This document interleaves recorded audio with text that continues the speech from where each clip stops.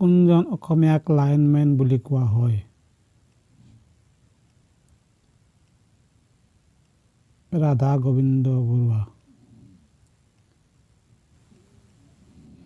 কিমান চনত প্ৰথম অসমীয়া চলচ্চিত্ৰ জয়মতী মুক্তি লাভ কৰিছিল? 1935 চনত। প্ৰথম অসমীয়া এভাৰেষ্ট শৃংগ আৰোহণকাৰীৰ নাম কি? তৰুণ শইকীয়া। পথৰুঘাটৰ ৰণ ক'ত সংঘটিত হৈছিল?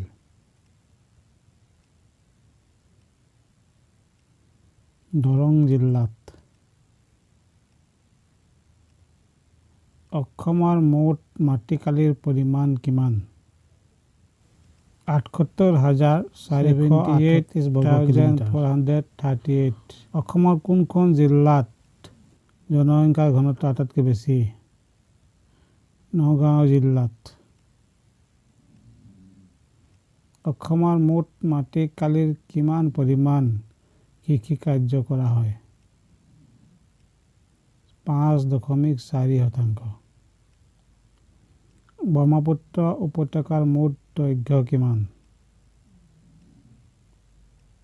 720 কিলোমিটাৰ। অসমৰ কোনখন জিলাত সৰ্বাধিক ধান উৎপাদন হয়? কামৰূপ গ্ৰাম্যত।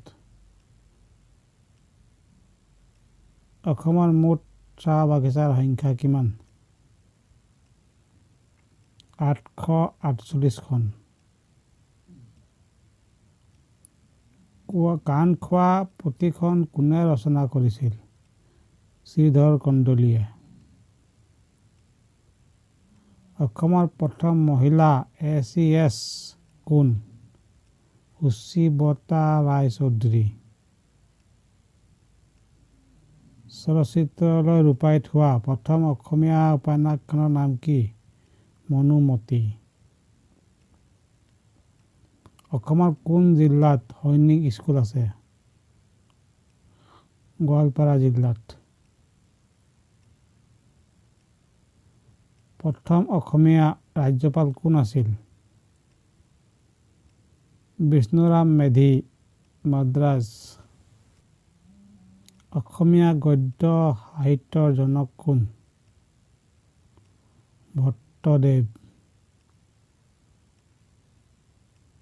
স্বাধীন অসমৰ প্ৰথমগৰাকী মুখ্যমন্ত্ৰী কোন আছিল? গোপীনাথ বৰদলৈ। লণ্ডন বিশ্ববিদ্যালয়ত ডিলিট সন্মান লাভ কৰা ব্যক্তিজন কোন? সূৰ্য কুমাৰ ভূঞা। অসমৰ উপন্যাস সম্ৰাট বুলিলে কাক বুজায়? ৰজনীকান্ত বৰদলৈ। শংকৰদেৱে ৰচনা কৰা গীতবোৰক কি বোলে? বৰগীত। বিচনী মানে কি? কান্ধৰ পিছফাল। অসমৰ বিধানসভাৰ সদস্যৰ সংখ্যা কিমান? 126 জন। বিহগী কবি ৰঘুনাথ চৌধুৰীয়ে লিখা কবিতা পুথি দুখনৰ নাম কি? দহিকতৰা আৰু কেতেকী। ডক্টৰ নিৰ্মলপ্ৰভা বৰদলৈ কি ছদ্ম নামেৰে জনা যায়? নীলা বাইদেউ।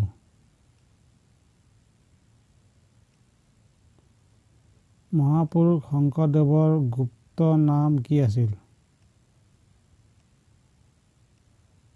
গংগাধৰ কায়স্থ।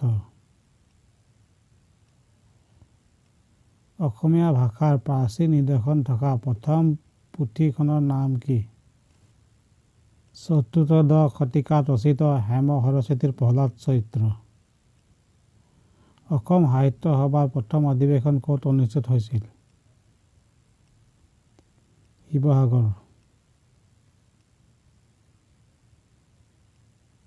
সাহিত্য একাডেমী পুৰস্কাৰ প্ৰাপ্ত প্ৰথম অসমীয়া পুথিখনৰ নাম কি? বনফুল যতীন্দ্ৰনাথ দুৱৰা। অসমৰ প্ৰথম সংবাদ পত্ৰখনৰ নাম কি? অৰুণোদয়। সম্পাদক নাথান ব্ৰাউন। কোন অসমীয়া সাহিত্যিকৰ ছদ্মনাম শীলভদ্ৰ? ৰেৱতী মোহন দত্ত চৌধুৰী। চিৰ চেনেহী মোৰ ভাষা জননী এই গীতটি কোনে ৰচনা কৰিছিল? সাহিত্যাচাৰ্য মিত্ৰদেৱ মহন্তই। আধুনিক যুগৰ প্ৰথম অসমীয়া উপন্যাসখনৰ নাম কি? পদ্মনাথ গোহাঁই বৰুৱাৰ ভানুমতী। ব্ৰহ্মপুত্ৰ নৈৰ গতিৰ প্ৰৱণতা কোন দিশে? দক্ষিণ ফালে। অসম ঔদ্যোগিক উন্নয়ন নিগম কিমান চনত স্থাপন কৰা হৈছিল? 1965 চনত। ৰন্ধন গেছৰ বটলিং প্লেণ্ট ক'ত আছে? উত্তৰ গুৱাহাটীত। অসমত প্ৰথম খাৰুৱা তেলৰ সন্ধান কেতিয়া পাইছিল? 1886 চনত। ব্ৰিটিছৰ বিৰুদ্ধে বিদ্ৰোহ ঘোষণা কৰা প্ৰথমগৰাকী অসমীয়াৰ নাম কি? গোমধৰ কোঁৱৰ। শ্ৰীমন্ত শংকৰদেৱৰ ৰচিত আটাইতকৈ সৰু গ্ৰন্থখনৰ নাম কি? গুণমালা।